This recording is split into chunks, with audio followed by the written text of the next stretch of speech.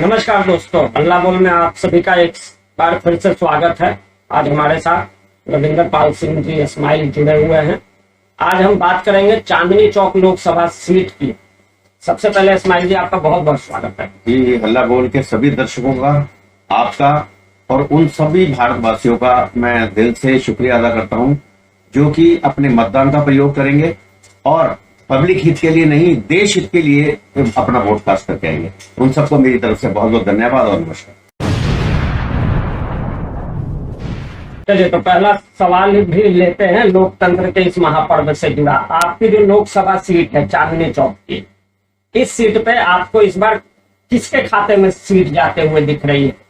देखिए, इसमें कोई शक, कोई दोहराई नहीं है, कोई किसी तरह का कोई किसी तरह की कोई संकोच वो है ही नहीं। ये सीट जो है जयप्रकाश अग्रवाल जी के पक्ष में जा रही है। उसका सीधा सीधा ताल्लुक ये है कि जयप्रकाश जी 2-3 बार तो यहाँ एमपी रहे हैं, पब्लिक के बीच के रहे हैं। ये पहला मुद्दा। दूसरा, हर पब्लिक के एक एक सदर डिस्ट्रिक्ट के एक एक शख्स को पर्सनल नाम तक से जानते हैं, अपनी पहचान बना रखी है, अपने काम से उन्होंने पहचान रखी है। जबकि भारतीय जनता पार्टी का जो कंटेस्टेंट है वो एक तो दिल्ली से बाहर का है शायद, और सिर्फ भारतीय जनता पार्टी का टैग लगने से कैंडिडेट जीता है ऐसा संभव नहीं है। काम करने से कैंडिडेट जीता है, अपनी पहचान से कैंडिडेट जीता है, और वो इन सब लोगों के बीच में जयप्रकाश जी रहे हैं, तो उस मध्यता से जीतेंगे।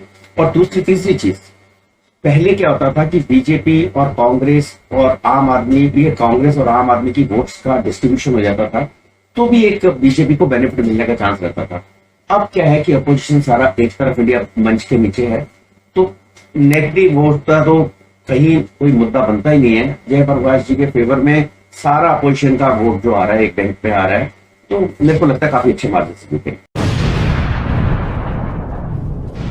तो फिर इस तरीके से तो ये 400 पार का गणित कहाँ से आया फिर? सर, 400 पार का, मुझे तो 300 पार का भी गणित जो फेल होता हुआ नजर आ रहा है। 300 पार भी नहीं होने वाले हैं, क्योंकि जो बंदा 400 पार का एक बना रहा है, देखिए उसके पास मुद्दा है, उसके पास ये है, उसकी वो सोचता है कि मेरी डिक्टेटरशिप चल रही है, मैं ईवीएम से खेल लूंगा, मैं पब्लिक को दबा लूंगा, मैं लोगों को जायज और नाजायज तरीके से तंग करके वोट पालूंगा।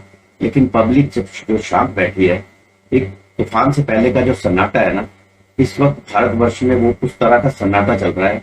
और मुझे लग रहा है कि पब्लिक जब एक तूफान की तरह आएगी और मोदी जी को ध्वस्त करके जाएगी। ईवीएम में वाकई में आपको लगता है, आप टैक्सेशन के वकील है, ईवीएम में क्या छेड़छाड़ संभव है और ऐसा होता है जो राजनीतिक मंचों पे जो आरोप लगते हैं? जी बिल्कुल हो रहा है। ईवीएम का खेल वहीं चल पा रहा है ज्यादा जहां पर बीजेपी ने अपना कुछ वजूद बनाया हुआ है।